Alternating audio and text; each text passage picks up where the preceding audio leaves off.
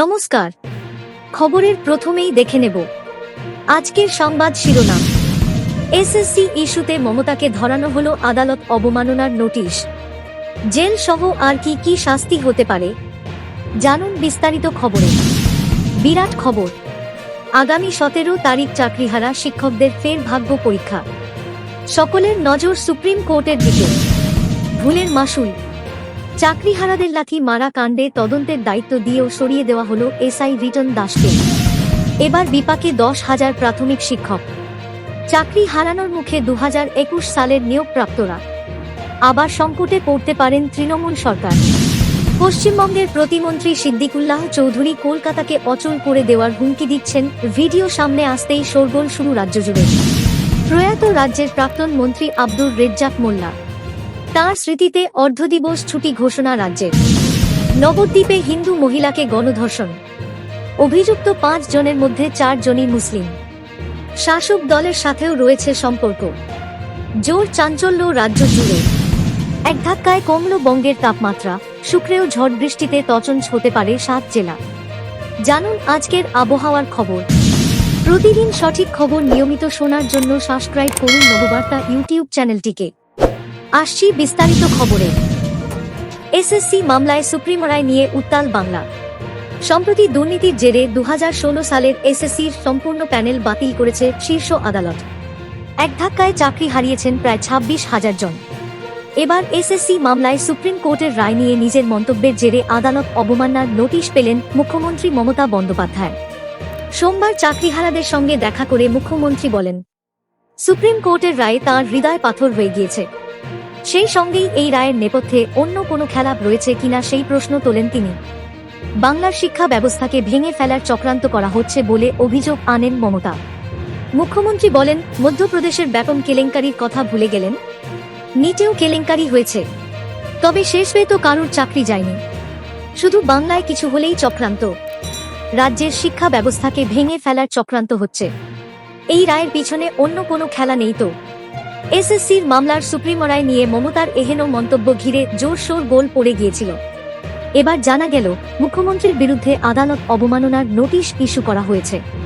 এক্ষেত্রে প্রশ্ন উঠছে, আদালত অবমাননার ক্ষেত্রে কি সাজা হতে পারে?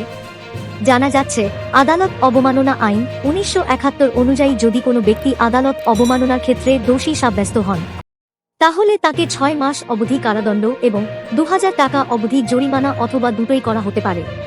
তবে অভিযুক্ত ব্যক্তি যদি সন্তোষজনক ক্ষমা চান, তাহলে আদালত তাঁর শাস্তি মকুব করে দিতে পারে। সর্বোচ্চ আদালতের নির্দেশে এ রাজ্যের প্রায় 26,000 শিক্ষক শিক্ষিকা এবং অশিক্ষক কর্মচারী চাকরিহারা। জানিয়ে উত্তাল পরিস্থিতি গোটা রাজ্যে। এরই মধ্যে বড় আপডেট সামনে আসছে। সুপ্রিম রায়ে সাময়িক পরিবর্তন চেয়ে সুপ্রিম কোর্টের দ্বারস্থ হয়েছিল মধ্যশিক্ষা পর্ষদ। সেই মামলাতেই এবার বড় আপডেট সামনে আসছে। সুপ্রিম কোর্টে পর্ষদ আবেদন জানিয়েছে, অযোগ্য হিসেবে চিহ্নিত নন এমন প্রার্থীদের সাময়িকভাবে চাকরি করার অনুমতি দেওয়া হোক। আবেদনে জানানো হয়েছিল, যতদিন না পর্যন্ত নতুন নিয়োগ প্রক্রিয়া সম্পূর্ণ না হচ্ছে ততদিন চাকরিহারাদের কাজ চালানোর অনুমতি দেওয়া হোক। এর আগে গত বুধবারই জরুরি ভিত্তিতে এই মামলার শুনানির সম্ভাবনা ছিল বলে জানা গিয়েছিল, তবে তা হয়নি। এবার সূত্রের খবর, পর্ষদের আবেদনের শুনানি আগামী 17 এপ্রিল হবে। এখন সেই দিকেই তাকিয়ে রয়েছেন চাকরিহারারা। বিতর্কের মুখে পড়ে এবার সেই এসআইয়ের হাত থেকে মামলা তুলে নিল লালবাজার। পুলিশ সূত্রে খবর, চাকরিহারাদের বিরুদ্ধে তদন্তের মামলা ছিল তাঁরই হাতে। সেদিন স্কুল পরিদর্শকের অফিস অভিযান ঘিরে যে উত্তেজনা তৈরি হয়েছিল, তার ভিত্তিতেই আন্দোলনরত চাকরিহারাদের বিরুদ্ধে 8টি ধারায় মোট 2টি অভিযোগ দায়ের করা হয়, যার মধ্যে 3টি ধারা জামিন অযোগ্য। একটি মামলা স্বতঃপ্রণোদিতভাবে দায়ের করে পুলিশ, অন্যটি দায়ের করেন খোদ স্কুল পরিদর্শক। পুলিশ সূত্রে খবর, ডিআইয়ের দায়ের করা অভিযোগের ভিত্তিতেই তদন্তভার গিয়েছিল লাথি মারা এসআই রিটন দাসের কাঁধে, কিন্তু পরবর্তীতে বিতর্কের জেরে তদন্ত থেকে সরিয়ে দেওয়া হয় তাকে। পরিবর্তে তদন্তভার যায় অন্য আরেক এসআই সঞ্জয় সিংয়ের কাঁধে। উল্লেখ্য, এই লাথি মারা নিয়ে কিন্তু আপত্তি জানিয়েছিলেন খোদ পুলিশ সিপি মনোজ ভার্মাও। তিনি জানিয়েছিলেন, চাকরিহারারা প্রথমে চড়াও হয়, সেই সময় প্রতিরক্ষা ও উত্তেজনা সামাল দিতে পুলিশকে হালকা বল প্রয়োগ করতে হয়। তবে যা হয়েছে তা ঠিক হয়নি বলেও দাবি করেন তিনি। নগরপালের সংযোজন, কার নির্দেশে, কোন অফিসার কেন লাথি মারলেন, সেই নিয়ে তদন্তে নামবে পুলিশ। খতিয়ে দেখা হবে সমস্ত ফুটেজ। পশ্চিমবঙ্গ প্রাথমিক শিক্ষা পর্ষদ কর্তৃক 2014 সালের টেটের ভিত্তিতে 2021 সালে যারা শিক্ষক হিসেবে নিয়োগ পেয়েছেন তাদের মধ্যে প্রায় 10,000 শিক্ষক বর্তমানে চরম অনিশ্চয়তার মুখে। কারণ সুপ্রিম কোর্টের নির্দেশ অনুযায়ী বিডিপি এবং ডিএলএড ডিগ্রিধারী শিক্ষকরা প্রাথমিক চাকরিতে যোগ দিতে পারলেও এনসিটি অর্থাৎ national council for teacher education জানিয়ে দিয়েছে 6 মাসের মধ্যে এই ডিপ্লোমা কোর্স সম্পূর্ণ না করলে তাদের চাকরি অবৈধ বলে গণ্য করা হবে। যেসব শিক্ষক প্রাথমিক বিদ্যালয়ে নিয়োগপ্রাপ্ত হয়েছেন তাদের অনেকেই 6 মাসের মধ্যে ডিপ্লোমা ইন এলিমেন্টারি এডুকেশন কোর্সে ভর্তি হলেও এখনো পর্যন্ত সাফল্যের সঙ্গে কোর্স সম্পূর্ণ করেননি। এনসিটি স্পষ্ট জানিয়েছে এই কোর্সে একবারই সুযোগ মিলবে, অনুত্তীর্ণ হলে আর দ্বিতীয়বার সেই সুযোগ থাকবে না। ফলে যারা এই ডিগ্রি অর্জনে ব্যর্থ হবেন তাদের নিয়োগ বাতিল হতে পারে, যা আবারও প্রাথমিক শিক্ষা ব্যবস্থার উপর বড়সড় ধাক্কা হয়ে উঠবে। 2014 সালের টেট উত্তীর্ণ হলেও বহু প্রার্থী প্রয়োজনীয় শিক্ষাগত যোগ্যতা অর্জন না করেই 2021 সালে প্রাথমিক শিক্ষক পদে নিযুক্ত হন। সুপ্রিম কোর্টের ছাড়ে তারা চাকরিতে যোগ দিলেও এনসিটি নির্দেশ অনুযায়ী 6 মাসের মধ্যে ডিপ্লোমা কোর্স সম্পূর্ণ করাই বাধ্যতামূলক। যারা কোর্সে উত্তীর্ণ হবেন না তাদের নিয়োগ অবৈধ বলে ঘোষিত হতে পারে। এবার পশ্চিমবঙ্গের প্রতিমন্ত্রী সিদ্দিকুল্লাহ চৌধুরীর বক্তব্যের ভিডিও সামনে এনে শোরগোল ফেলে দিলেন অমিত মালভো। তিনি টুইট করে বলেছেন, পশ্চিমবঙ্গের প্রতিমন্ত্রী সিদ্দিকুল্লাহ চৌধুরী কলকাতাকে অচল করে দেওয়ার হুমকি দিচ্ছেন।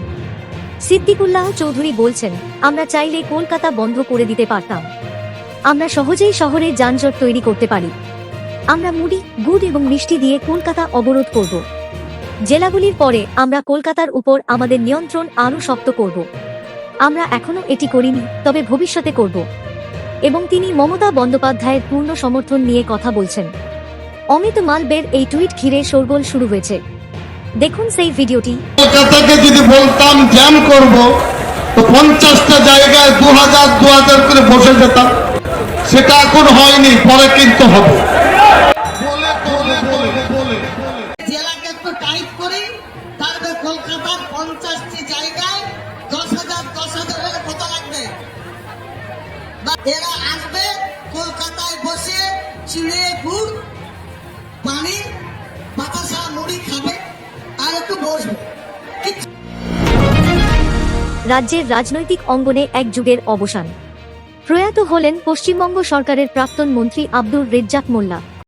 শুক্রবার সকালে দক্ষিণ 24 পরগনার ক্যানিং পূর্বের বাগটা গ্রামে নিজের বাড়িতে শেষ নিঃশ্বাস ত্যাগ করেন এই প্রবীণ নেতা। তাঁর প্রয়াণে রাজ্য সরকার শোক প্রকাশ করে আজ শুক্রবার অর্ধদিবস ছুটি ঘোষণা করেছে। রেজ্জাক মোল্লার প্রয়াণে রাজনীতিক মহলে শোকের ছায়া। বামফ্রন্ট হোক বা তৃণমূল, উভয় রাজনীতিক শিবিরেই তাঁর অবদান ছিল গুরুত্বপূর্ণ। রাজ্যের ভূমি সংস্কার থেকে কৃষি বিপণন প্রতিটি ক্ষেত্রেই তাঁর কাজ স্মরণীয় হয়ে থাকবে। তাঁর প্রয়াণে শুধু রাজনৈতিক মহলেই নয়, রাজ্যের মানুষও হারালেন এক অভিজ্ঞ ও কর্মঠ জনপ্রতিনিধি। একের পর এক ধর্ষণ ও শ্লীলতাহানির ঘটনা রাজ্যে নারী সুরক্ষা নিয়ে প্রশ্ন তুলেছে বঙ্গবাসীর মনে।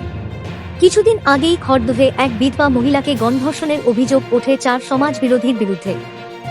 এবার বছর 19-এর এক যুবতীকে গণধর্ষণের অভিযোগে উত্তাল নবদ্বীপ। নবদ্বীপ দক্ষিণের বিজেপি মহিলা মোর্চার সভাপতি মুনমুন মল্লিক একটি ফেসবুক পোস্টে লিখেছেন, গত 2 এপ্রিল নবদ্বীপ কোটপাড়া এলাকার 16 নম্বর ওয়ার্ডের এক যুবতীকে গণধর্ষণ করে 5 দুষ্কৃতী। নির্যাতিতার দাবি, থানায় অভিযোগ জানাতে গেলে গণধর্ষণের বদলে শ্লীলতাহানির মামলা রুজু করে নবদ্বীপ থানার পুলিশ। বিজেপি মহিলা মোর্চার সভাপতির অভিযোগ, অপরাধীরা শাসক দল ঘনিষ্ঠ বলে পরিচিত এলাকায়। সেই কারণে অপেক্ষাকৃত লঘু মামলা দায়ের করে দায় সারে পুলিশ।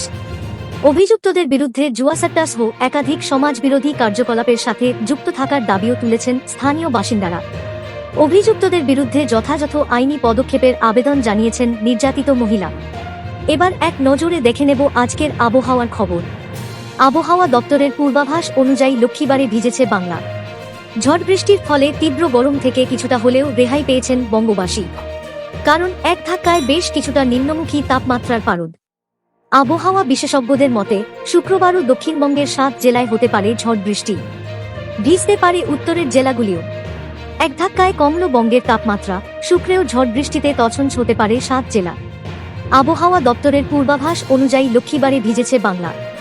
ঝড় বৃষ্টির ফলে তীব্র গরম থেকে কিছুটা হলেও রেহাই পেয়েছেন বঙ্গবাসী, কারণ এক ধাক্কায় বেশ কিছুটা নিম্নমুখী তাপমাত্রার পান। আবহাওয়া বিশেষজ্ঞদের মতে শুক্রবারও দক্ষিণবঙ্গের 7 জেলায় হতে পারে ঝড় বৃষ্টি, ভিজতে পারে উত্তরের জেলাগুলিও। আলিপুর আবহাওয়া দপ্তরের পূর্বাভাস অনুযায়ী বঙ্গোপসাগরে তৈরি নিম্নচাপ পশ্চিম মধ্য বঙ্গোপসাগর এলাকায় অবস্থান করছে। আগামী 24 ঘন্টায় এটি উত্তর ও উত্তর পূর্ব দিকে এগিয়ে মধ্য বঙ্গোপসাগর এলাকায় অবস্থান করবে। মধ্য বঙ্গোপসাগর এলাকায় এটি ক্রমেই শক্তি ক্ষয় করবে। তবে শুক্রবার পূর্ব পশ্চিম বর্ধমান, বীরভূম, মুর্শিদাবাদ, নদিয়া, পুরুলিয়া ও বাঁকুড়ায় ঝড় বৃষ্টি হতে পারে। 30 থেকে 40 কিলোমিটার গতিবেগে দমকা বাতাস বইতে পারে। আবার শনিবার পশ্চিম মেদিনীপুর, পূর্ব পশ্চিম বর্ধমান, নদিয়া, মুর্শিদাবাদ, বীরভূম, বাঁকুড়া, পুরুলিয়া, ঝাড়গ্রামেও ঝড় বৃষ্টির সম্ভাবনা রয়েছে। রবিবার কলকাতা, হুগলি, পূর্ব পশ্চিম বর্ধমান, নদিয়া, বীরভূমে বৃষ্টির পূর্বাভাস রয়েছে। বজ্রবিদ্যুৎ সহ হালকা থেকে মাঝারি বৃষ্টির সঙ্গে 40 থেকে 60 কিলোমিটার বেগে বইতে পারে দমকা ঝোড়ো বাতাস। আগামী সোমবারও কলকাতা সহ দক্ষিণবঙ্গের সব জেলাতেই ঝড় বৃষ্টির সতর্কতা। পরবর্তী সংবাদ দেখার আমন্ত্রণ জানিয়ে এখনকার মতো শেষ করছি। ধন্যবাদ সবাইকে।